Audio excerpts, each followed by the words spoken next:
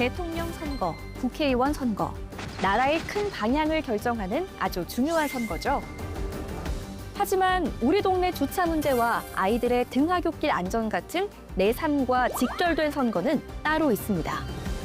6월 3일에 치러지는 제9회 전국 동시지방선거가 우리의 평범한 일상을 바꾸는 생활 밀착형 선거인데요. 그런데 투표 용지만 무려 7장입니다. 도대체 누구를 뽑는 건지, 어떤 기준으로 선택할지 막막하지 않으신가요? 여러분의 소중한 한 표가 현명한 선택이 될 수 있도록 지방선거의 모든 걸 정리했습니다. 6.3 지방선거 완전 정복, 지금 바로 시작합니다.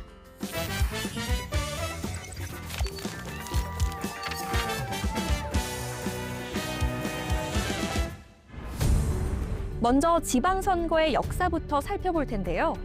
파란만장했던 우리 현대사 속에서 지방선거가 어떤 길을 걸어왔는지 핵심만 추려 빠르게 짚어봅니다. 6.25 전쟁이 한창이던 1952년, 긴박한 전시 상황 속에서 대한민국 역사상 최초의 지방선거가 열립니다. 4월에는 시읍면의회 의원을, 5월에는 도의회 의원을 선출했죠. 하지만 당시 시읍면장은 의회에서 간접 선거로 뽑았고, 서울시장과 도지사는 대통령이 임명하는 방식이라 완전한 지방자치제라고 보기는 어려웠습니다. 1956년 치러진 두 번째 지방선거에서는 서울시장과 도지사를 제외한 시읍면장까지 주민이 직접 뽑기 시작했는데요. 그리고 1960년 4.19 혁명 이후 마침내 서울시장과 도지사 등 광역단체장까지 주민이 직접 뽑는 전면적인 지방자치가 도입되면서 풀뿌리 민주주의가 활짝 피어나는 듯했죠. 하지만 지방자치의 봄은 그리 길지 않았습니다. 바로 이듬해인 1961년 5.16 군사정변과 함께 지방자치에 관한 임시조치법이 시행되면서 모든 지방의회가 강제 해산됐고요. 자치단체장은 다시 중앙정부에서 임명하는 제도로 후퇴해버린 건데요. 이때부터 무려 30년, 기나긴 세월 동안 대한민국에서 지방선거는 완전히 자취를 감추고 맙니다. 긴 침묵을 깨고 지방선거가 다시 부활의 날갯짓을 한 것은 1987년 6월 항쟁 이후입니다. 거센 민주화 열망 속에 1991년 지방선거가 30년 만에 마침내 부활합니다. 3월에는 구시 군의회 의원 선거가, 6월에는 시도의회 의원 선거가 치러졌습니다. 다만 자치단체장 선거는 잇따른 선거로 인한 사회 경제적 안정을 이유로 연기되어 절반의 완성에 그쳤죠. 그렇다면 지역 일꾼 모두를 한 번에 뽑는 지금의 시스템은 언제 처음 시작됐을까요? 바로 1995년 6월 27일이었습니다. 제1회 전국 동시지방선거로 명명된 이날, 유권자들은 시도지사, 시장군수구청장, 광역의회 의원, 기초의회 의원, 무려 4개의 선거를 동시에 치렀죠. 이후 지방선거는 시대의 흐름에 맞춰 진화를 거듭했는데요. 정당을 선택하는 비례대표 제도가 광역과 기초의회 의원 선거에 새롭게 도입되고, 교육자치를 위한 교육감 선거까지 더해지면서 마침내 지금 우리가 치르는 통합선거 방식이 완성된 겁니다. 70년이 넘는 세월 동안 수많은 시름 끝에 우리 손에 쥐어진 이 7장의 투표용지. 그 무게만큼이나 소중한 권리를 완벽하게 행사하는 방법도 알아봐야겠죠?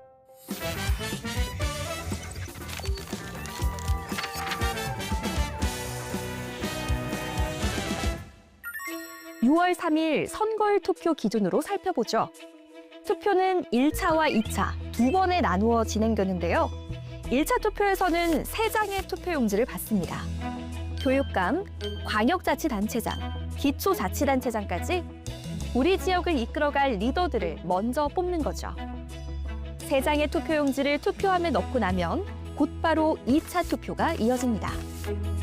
지역구 광역의원, 기초의원, 그리고 정당에 투표하는 비례대표 광역의원과 기초의원까지 나머지 4장의 투표용지를 받아 투표하면 됩니다. 하지만 5월 29일과 30일에 치러지는 사전투표는 방식이 조금 다릅니다. 1, 2차로 나누지 않고 7장의 투표용지를 한꺼번에 받는데요. 주소지 투표소를 찾은 관내 선거인은 기표한 7장의 투표용지를 투표함에 바로 넣으면 되지만 다른 지역에서 투표하는 관외 선거인이라면 반드시 기표한 용지를 회송용 봉투에 넣어 밀봉한 뒤 투표함에 넣어야 합니다.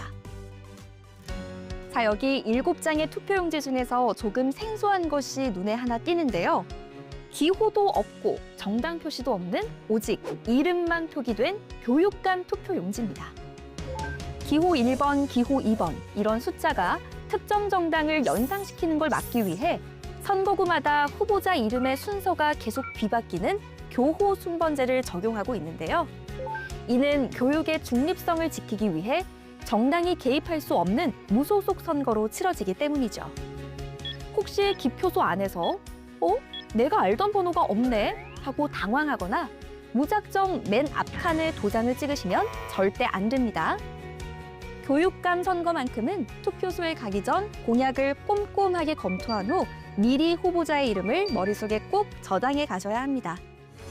그리고 유권자들이 많이 헷갈려 하시는 지역구 기초의원 선거도 짚고 넘어가죠. 이 선거는 한 선거구에서 2명에서 최대 4명까지 뽑는 중선거구제를 채택하고 있는데요.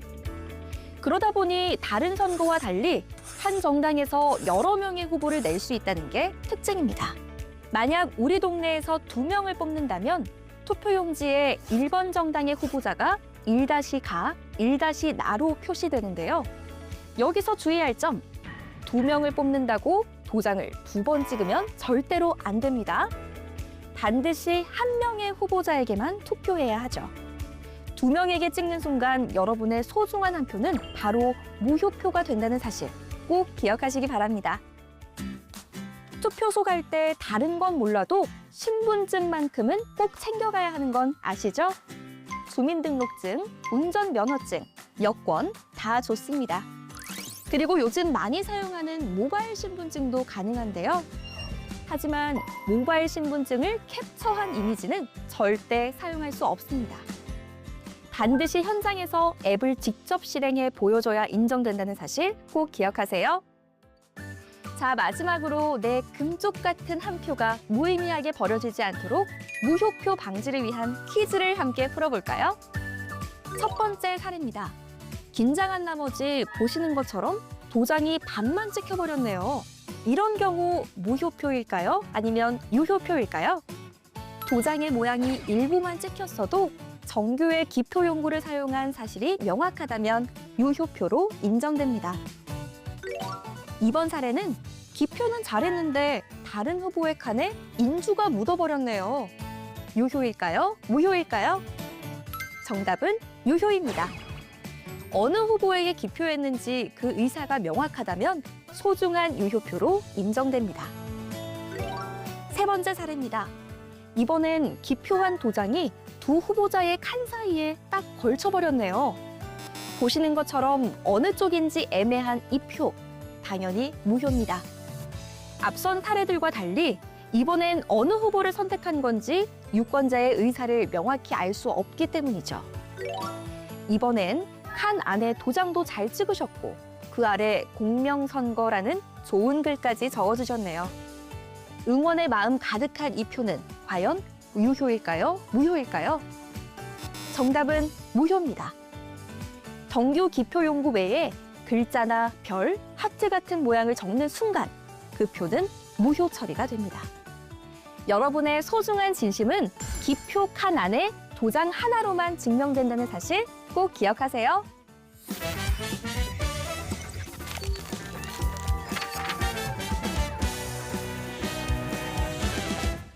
지난 8회 지방선거 유권자 수는 4,430만 명. 대한민국 전체 인구의 약 87%에 달했죠. 이 거대한 선거를 빈틈없이 치르기 위해 투개표 현장에 투입된 인력만 무려 39만여 명이었다고 합니다. 하지만 전국의 선관위 직원은 고작 3,000명 남짓. 그렇다면 이 거대한 공백을 메우는 분들은 과연 누구일까요? 6.3 지방선거와 함께하는 사람들을 지금 만나봅니다. 가장 먼저 만나볼 주인공은 공정선거 지원단입니다. 특정 정당에 가입하지 않은 중립적인 시민들로 구성된 이들은 선관위 직원과 함께 선거 부정을 감시하고 예방하는 막중한 임무를 수행하는데요. 유세 현장을 누비며 불법 시설물이나 위반 행위를 점검하는 것은 물론 후보자와 유권자가 법을 몰라 실수하는 일이 없도록 올바른 선거운동 방법을 사전에 안내합니다. 그런데 요즘은 오프라인 못지않게 온라인 선거운동도 매우 치열하죠. 그래서 보이지 않는 곳의 질서를 바로잡기 위해 사이버 공정선거 지원단이 나섭니다. 고도로 정교해진 AI 딥페이크 조작 영상부터 유권자의 판단을 흐리는 허위사실 유포, 그리고 익명성에 기댄 불법 비방 게시물까지 꼼꼼하게 살피는데요. 지능화된 디지털 부정 행위를 실시간 추적하며 건강한 온라인 선거 환경을 만드는 데 집중하고 있습니다. 선거 당일 새벽 5시 가장 먼저 투표소 문을 여는 이들이 있습니다. 바로 투표관리관과 투표사무원인데요. 이들을 모두 선관위 직원이라고 생각하기 쉽지만 사실 대다수는 우리 곁의 평범한 이웃들입니다. 투표소의 모든 행정 절차를 총괄하는 투표관리관은 주로 지역 공무원이나 교직원이 맡고요. 현장 실무를 담당하는 투표사무원은 일반 공무원은 물론 은행원, 공공기관 직원, 그리고 공정하고 중립적인 시민들로 구성됩니다. 오전 6시 투표 개시와 동시에 업무는 쉴 틈 없이 돌아갑니다. 유권자의 신분증을 확인하고 7장의 투표용지를 오차 없이 교부해야 하는데요. 거동이 불편한 어르신들의 안내도 모두 이들의 몫이죠. 우리가 기표소에 머무는 시간은 단 1분 남짓이지만 이들은 12시간 넘는 긴 시간 동안 자리를 지켜야 합니다. 투표소의 숨가쁜 하루는 이렇듯 묵묵히 자리를 지키는 이들의 참여와 노력으로 완성됩니다. 투표와 개표가 진행되는 동안 선거의 투명성을 위해 각자의 영역에서 활동하는 분들이 있습니다. 투개표 참관인과 공정선거 참관단입니다. 먼저 투개표 참관인은 투명한 선거 관리를 위해 법적으로 시행하는 제도인데요. 각 정당과 후보자가 추천한 사람들과 공모를 거친 일반 시민들로 구성됩니다.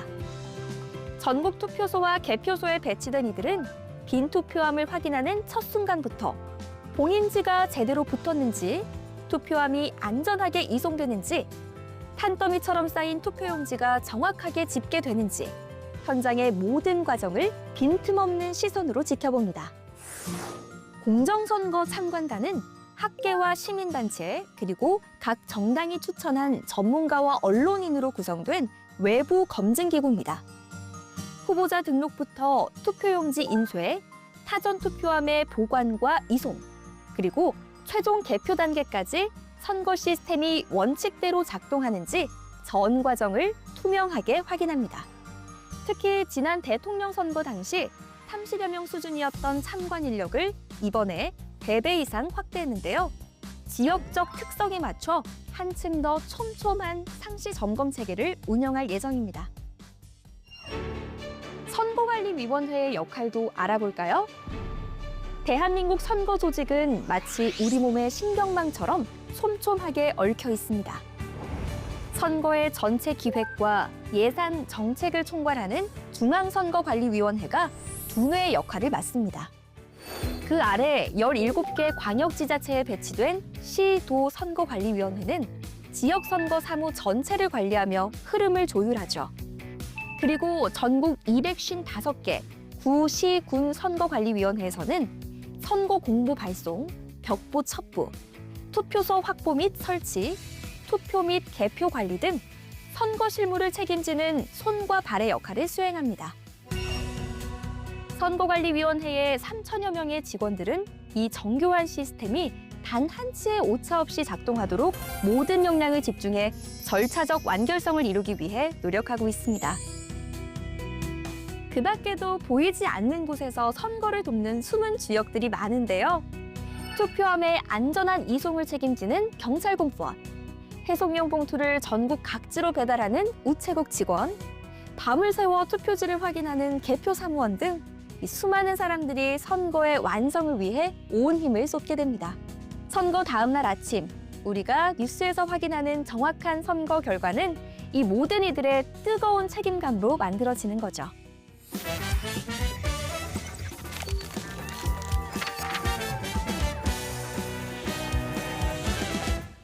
이제 우리가 지급될 7장의 투표용지에 집중할 시간입니다.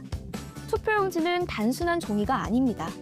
향후 4년간 우리 동네에 배정된 예산의 집행권을 위임하는 아주 비싼 계약서인 거죠.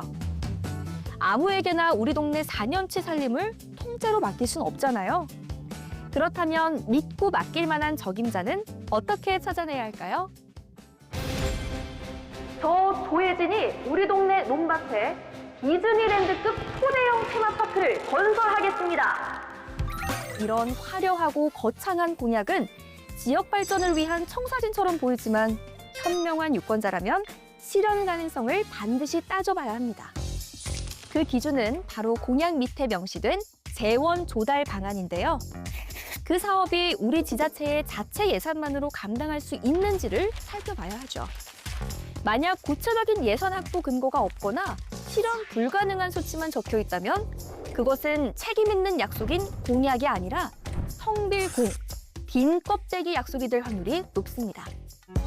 장밋빛 약속에 현혹되기보다 구체적인 재원 마련 근거를 꼼꼼히 확인하는 것. 현명한 유권자의 첫 번째 공약 판독 지표입니다. 우리 생활과 밀착된 실질적인 정책들. 그 속에는 유권자가 꼭 확인해야 할 선이 있습니다. 바로 권한의 선인데요. 국가세법을 뜯어 고치겠다거나 수능제도를 폐지하겠다 같은 거창한 국가적 담론을 지역선거 공약으로 내건 후보가 있다면 어떨까요? 이는 명백히 권한의 선을 넘는 오버 공약입니다. 국회나 대통령이 결정해야 할 국정과제를 시장이나 구의원 후보가 약속하는 셈이죠. 우리가 뽑는 지역 대표들은 각자 법적으로 할 수 있는 일, 즉 직무의 범위가 명확히 나뉘어 있습니다. 먼저 광역단체장인 시도지사는 광역교통망 확충이나 대규모 산업단지 조성 같은 지역의 큰 그림을 그립니다. 반면 기초단체장인 구시군의장은 쓰레기 수거 문제, 동네 공영주차장 건립처럼 우리 일상과 직결된 밀착형 행정을 실행하죠. 그렇다면 지방의회 의원들은 어떨까요? 이들은 직접 사업을 집행하는 사람이 아닙니다. 단체장이 살림을 똑바로 하는지 감시하고 동네의 규칙인 조례를 만드는 역할을 담당합니다. 지혜로운 유권자의 두 번째 공약 판독 지표는 후보들이 약속한 정책과 공약이 권한의 선을 지키는지 확인하는 것입니다. 바쁜 일상 속에서 수많은 후보의 공약을 일일이 찾아보기란 쉽지 않죠. 이럴 땐 정책 공약마당을 활용해 보세요.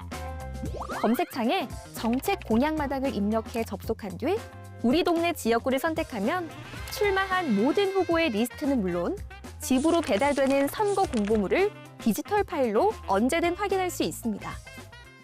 또 공약 이슈 트리라는 항목에서는 언론에 자주 언급된 우리 지역 이슈를 확인할 수 있어 후보들의 공약이 지역의 현안을 제대로 담고 있는지 판단하는 지표로 활용할 수도 있죠.